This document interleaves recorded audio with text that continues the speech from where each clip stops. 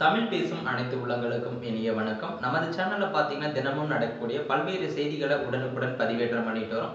புதிய நண்பர்கள் யாராவது நம்ம சேனலுக்கு வந்திருந்தீங்கன்னா, மறக்காம சேனல சப்ஸ்கிரைப் பண்ணிட்டு வீடியோவ ஃபுல்லா பாருங்க. சேலத்துல விஜய் பேசிக் கொண்டிருந்தபோது, பட்டறை தொழிலாளி 37 வயதாகும் சூரஜ் என்பவர் திடீரென மயங்கி விழுந்து, உயிருக்கு ஆபத்தான நிலையில மருத்துவமனையில சேர்க்கப்பட்டிருக்காங்க.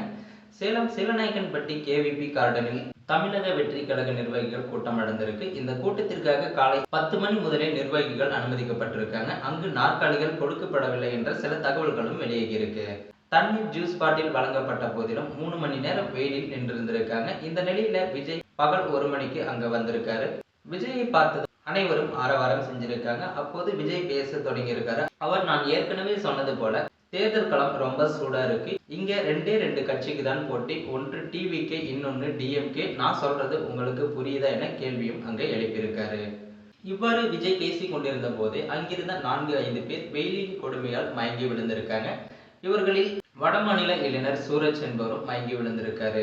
உடனே அவருக்கு முதலுதவி சிகிச்சை அளிக்கப்பட்டு ஆம்புலன்ஸ்ல ஆபத்தான நிலையில மருத்துவமனைக்கு கொண்டு செல்லும் வழியிலேயே சூரஜ் பலியாகி இருக்காரு. அவர் பாத்தீங்கன்னா மகாராஷ்டிரா மாநிலத்தை சேர்ந்தவர். சேலத்தில் வெள்ளிப்பட்டறை தொழிலாளியை பணியாற்றி வந்திருக்காரு. இவர் பாத்தீங்கன்னா சேலத்துல 20 ஆண்டுகளுக்கு மேலாக வசித்து வந்தவர் என்பதும் குறிப்பிடத்தக்கது. இந்த இறப்பிற்கு பின்னாடி வேறு ஏதேனும் சதித்திட்டம் இருக்குமான்றதை மறக்காம உங்களுடைய கருத்தை கமெண்ட்ல சொல்லுங்க. மேலும் இது போன்ற வீடியோக்களை உடனுக்குடன் காண நமது சேனலை சப்ஸ்கிரைப் பண்ணுங்க.